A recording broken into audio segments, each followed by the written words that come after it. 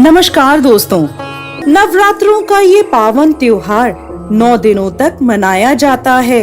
इन 9 दिनों में माँ दुर्गा के 9 अलग अलग स्वरूपों की पूजा की जाती है।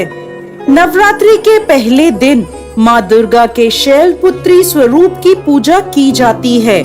अपने दाहिने हाथ में त्रिशूल धारण किए, बाएं हाथ में कमल को शोभित किए, वृषभ पर सवार नव दुर्गाओं में प्रथम देवी शैलपुत्री हैं, जिन्हें सती के नाम से भी जाना जाता है। माता शैलपुत्री की कथा के अनुसार एक बार प्रजापति दक्ष ने एक बहुत बड़े यज्ञ का आयोजन किया। इस यज्ञ में उन्होंने सभी देवताओं को अपना अपना योग्य भाग प्राप्त करने के लिए आमंत्रित किया, परंतु उन्होंने भोलेनाथ को निमंत्रण नहीं भेजा।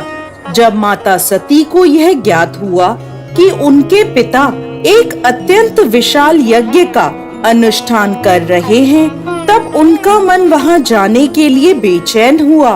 उन्होंने भोलेनाथ को अपने मन की सारी व्यथा बताई। भोलेनाथ बोले, देवी, प्रजापति दक्ष शायद हमसे किसी बात पर रुष्ट हैं, इसलिए उन्होंने सभी देवताओं को अपना अपना यज्ञ भार समर्पित किया है, परंतु उन्होंने हमें नहीं बुलाया, ना ही हमें कोई सूचना भेजी, इसलिए आपका वहां जाना उचित नहीं होगा। भोलेनाथ की यह बात सुनकर माता सती का मन शांत नहीं हुआ। पिता के द्वारा किए गए यज्ञ में सम्मिलित होने और अपनी माता और बहनों से मिलने की उनकी इच्छा और प्रबल होती जा रही थी।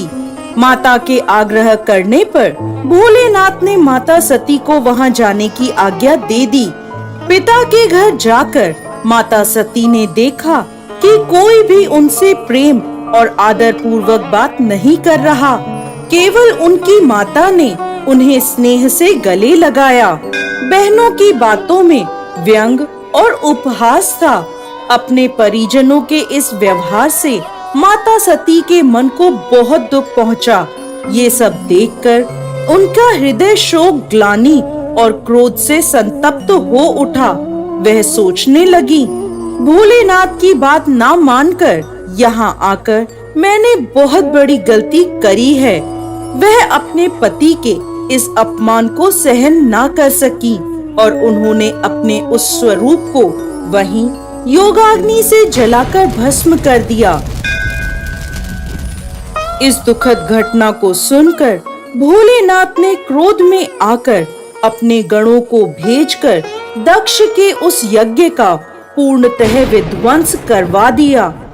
सती ने योगाग्नि द्वारा अपने शरीर को भस्म कर अगले जन्म में शैलराज हिमालय की पुत्री के रूप में जन्म लिया। माता शैलपुत्री का जन्म शिला यानी पर्वत से हुआ है, इसलिए इनकी पूजा अर्चना करने से जीवन में स्थिरता आती है। इनकी पूजा अर्चना से वैवाहिक जीवन सुखद हो जाता है और घर में सुख समृद्धि आती है। माता की पूजा अर्चना से मूलाधार चक्र जागृत हो जाते हैं, जिसके फलस्वरूप जीवन में स्फूर्ति और उत्साह का विकास होता है। साथ ही साथ माता शैलपुत्री की पूजा अर्चना से चंद्रमा से जुड़े सभी प्रकार के दोष दूर होते हैं और भक्त को सौभाग्य की प्राप्ति होती है। दोस्तों, नवरात्रि के प्रथम दिन माता शैलपुत्री की पूजा सफेद रंग के विशेष पुष्पों से करें। साथ ही साथ माता को सफेद मिठाई का प्रसाद चढ़ाएं और माता की तस्वीर के आगे कपूर अवश्य जलाएं।